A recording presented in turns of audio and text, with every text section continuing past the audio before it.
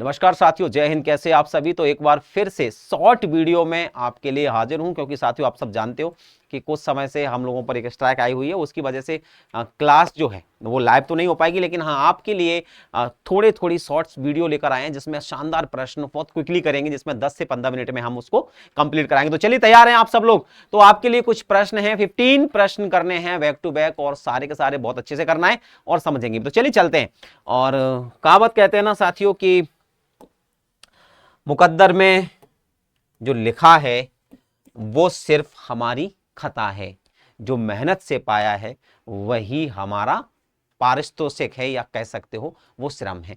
तो साथियों लिखा हुआ चूहे के चाम से नगाड़े नहीं मढ़े जाते। इसका अर्थ क्या होता है आपको बताना है कि चूहे के चाम से नगाड़े नहीं मढ़े जाते, इस कहावत, इस लोकोक्ति का अर्थ क्या होता है। छोटे होकर बड़ा काम नहीं करना जाता, ये तो होगा नहीं, ठीक है। सीमित साधनों से बड़े काम नहीं होता, सीमित साधनों से काम चलाना नहीं। याद रखना साथियों, इसका सही उत्तर अगर आपको लगाना था तो आप लगाते कि सीमित साधनों से बड़े काम नहीं होते। अब चूहे की चमड़ी से कितना बड़ा नगाड़ा बढ़ जाएगा, नगाड़ा होता है इतना बड़ा, चूहा होता है इतना सा, तो कैसे। तो यहां पर क्या कहा गया है, सीमित साधनों से बड़े काम नहीं होते। अब मान के चलो आपको बड़े काम करने हैं, आपके पास 50 बोरी सीमेंट के, आपको बनानी है 50 मंजिल, हो जाएगा क्या। आपके पास 1 या 2 ट्रॉली रोटी है, आपको बनाना है 20 मंजिल, हो जाएंगे क्या। तो ऐसे कहा जाता है कि इतने छोटे से सीमित साधनों से, सीमित चीजों से हम बड़े काम नहीं कर सकते। आइए इसका प्रश्न भी लगाते हुए हम चलते हैं दूसरे प्रश्न पर।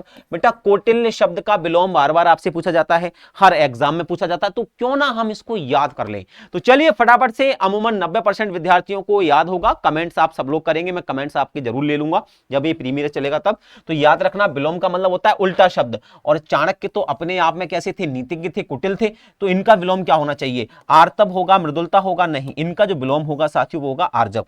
ठीक है, अगला प्रश्न आपके सामने जब आएगा, हिंदी का प्रथम महाकाव्य कौन सा है। तो हम सब जानते हैं, अगर आप जानते हो क्या पद्मावत है, जी नहीं, पद्मावत है, लेकिन हिंदी का सबसे बड़ा महाकाव्य कह सकते हो उसको। हिंदी का बड़ा महाकाव्य कौन सा है, बड़ा महाकाव्य है।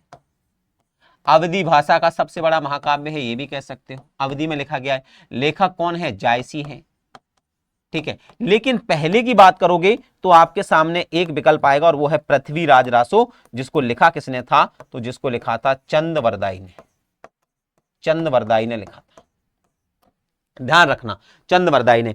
मैं बात करूं पृथ्वीराज रासो की, तो ये रहा, ये नागरी प्रचारिणी सभा जिसकी स्थापना हुई थी 1893 में, उसके द्वारा संकलित किया गया था।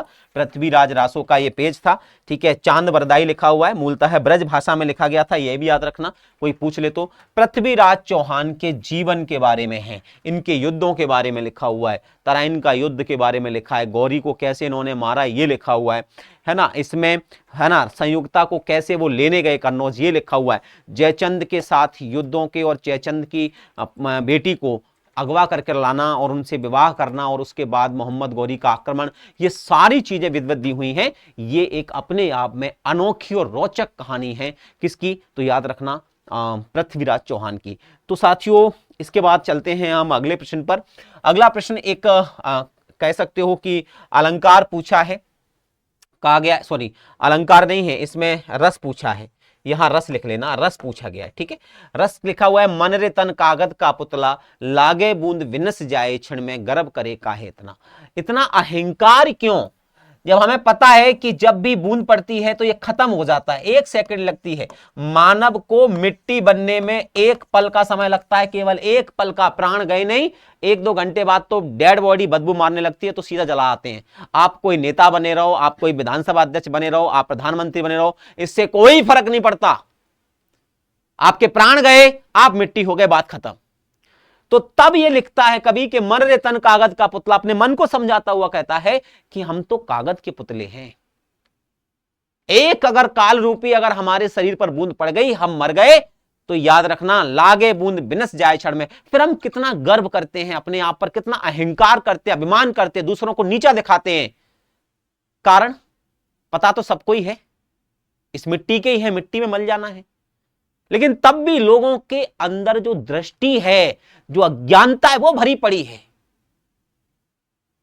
हम ये सब जानते हैं, एक समय था, 4 युग हैं, याद रखना, सतयुग है, त्रेता है, द्वापुर है और कलयुग है। प्रवृत्ति होती है, राक्षस और देवताओं की, मानव और दानव की ये प्रवृत्तियां होती थी। जहां मानव और देवता रहते थे और राक्षस अलग अलग लोक में रहते थे। एक देवलोक था, एक असुर लोक था, दोनों अलग अलग, जब सतयुग की बात थी तो। लेकिन जब त्रेता आया तो एक ही लोक में दोनों आ गए। एक ही लोक मतलब एक ही पृथ्वी पर ही, एक स्थान पर रावण रह रहे हैं, एक स्थान पर राक्षस रह रहे हैं, एक स्थान पर मानव या देवता रह रहे हैं, ठीक है, एक ही लोक पे आए। जब द्वापर आया तो एक ही घर में राक्षस हो गए, एक ही घर में, यानी एक भाई राक्षस, एक भाई देवता, एक ही भाई मानव, एक ही भाई दानव, एक ही घर में आ गए। द्वापर आया था। जैसे द्वापर में श्री कृष्ण थे, कृष्ण के साथ ही रहने वाले दुर्योधन, कंस वहीं आसपास ही रहते थे सारे के सारे, तो एक ही घर में आ गए, सब रिश्तेदार हो गए, दानव और राक्षस। और जब कलयुग आया तो अब एक ही घर में नहीं आए, अब स्वयं के अंदर आ गए हैं, यानी अब दानव और मानव हमारे अंदर ही रहते हैं। अज्ञानता की कमी के कारण दानव बाहर आ जाता है, राक्षस जैसी प्रवृत्तियां बाहर आ जाती, अहंकार बाहर आ जाता है।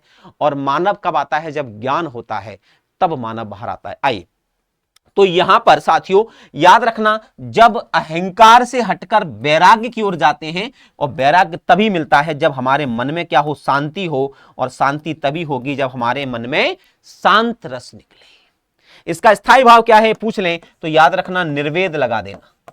इसका स्थायी भाव निर्वेद होता है, ध्यान रखना। अगला प्रश्न देख लो, बाजरा का समानार्थी। लो भाई, कौन कमेंट करेगा इस पर? बाजरा सब तो जानते होंगे, छज्जे ऊपर बयोरे बाजरा, खिल गयो फूल चमेली का। ये तो सबने पढ़ा है, गाना सबने सुना है। लेकिन बाजरा का पर्यायवाची अगर कोई हो बताने वाला तो आ जाए सामने। आंसर क्या होगा? मंजरी माने बाजरा होता है, शस्य माने अन्न होता है, आम्रपाली माने सब जानते हो कोयल होता है, इक्षु पात्र, इक्षु माने गन्ना, लेकिन इक्षु पात्र किसको बोलते हैं? तो बाजरा को कहते हैं, ध्यान रखना। तो यहां आंसर जो हो जाएगा वो कौन सा हो जाएगा? ऑप्शन सी हो जाएगा। किसी को नहीं पता था, ये यूनिक शब्द है। मुझे लगता है इस प्रश्न को यहां से पकड़कर एग्जामिनर सोच सकता है अब डाल दे, उनके दिमाग में नहीं आया प्रश्न आज तक, लेकिन अब उनको दिख जाएगा और अब वो लगा देंगे आपको ये प्रश्न। ज्योतिर्मय में आपसे संधि पूछ ली थी, कौन सी है? तो याद रखना, मूलतः शब्द क्या होता है? ज्योति ही धनमय।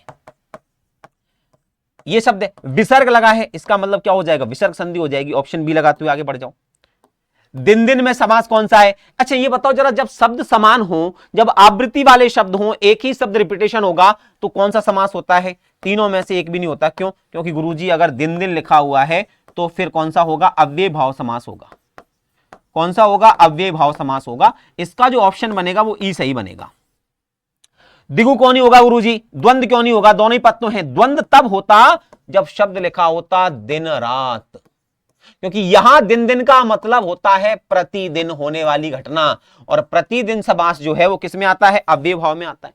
तो दिन दिन शब्द में अव्यय भाव समास, द्विगुण समास में दिन रात में कौन सा हो जाएगा? द्वंद्व समास हो जाएगा। बहुत सारे ऐसे अध्यापक हैं जो दिन दिन को भी किस में पढ़ा देते हैं? द्वंद्व समास में पढ़ा देते हैं। उनसे मैं निवेदन करना चाहता हूं कि जो नियम है उस नियम को ताक पर रख के मत चलो। नियम का एक अपना कायदा होता है, अपना कानून होता है, तो नियम को नियम से लेके चलोगे तो बच्चों को भी कंफ्यूजन नहीं होगा। और आयोग आपके जैसे कह सकते हो ना, आयोग आपको लेके नहीं चलेगा, आप कितने भी सुप्रीम बने रहो। हाँ, लेकिन अगर आप दिन दिन में द्वंद्व समास लगाते हो, आयोग आपके कहने से नहीं चलेगा। चाहे यूपी का आयोग हो, राजस्थान का आयोग हो, यूपी या राजस्थान में दिन दिन में समास तो वो अव्यय भाव ही मानेंगे, आप मानो या ना मानो। तो बच्चों के साथ खेलना बंद कर दो, है ना। अगर आयोग मान लेता तो कोई दिक्कत नहीं थी, मैं भी मान लेता कि चलो ठीक है भैया आयोग मानना है, या तो उसके साथ आप बात विवाद कर लो। बात विवाद करने पर उत्तर यही आएगा कि दिन दिन में समास तो एक ही होगा, क्योंकि आवृत्ति सूचक शब्दों में अव्यय भाव समास ही होता है। 11वां प्रश्न ले लो, निम्न में से कौन सा शब्द चीनी भाषा का है? कारतूस शब्द हम सब जानते हैं कि गुरुजी कारतूस शब्द तो फ्रेंच भाषा से आया है। उर्दू शब्द तुर्की भाषा का है, ये तो हो ही नहीं सकता।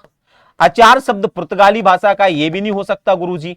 यानी तूफान शब्द जो आया है, याद रखना, तूफान, चाय, चीनी, चीकू, लीची, ये शब्द जो आए हैं ये चीनी भाषा के शब्द हैं, ये समझना पड़ेगा।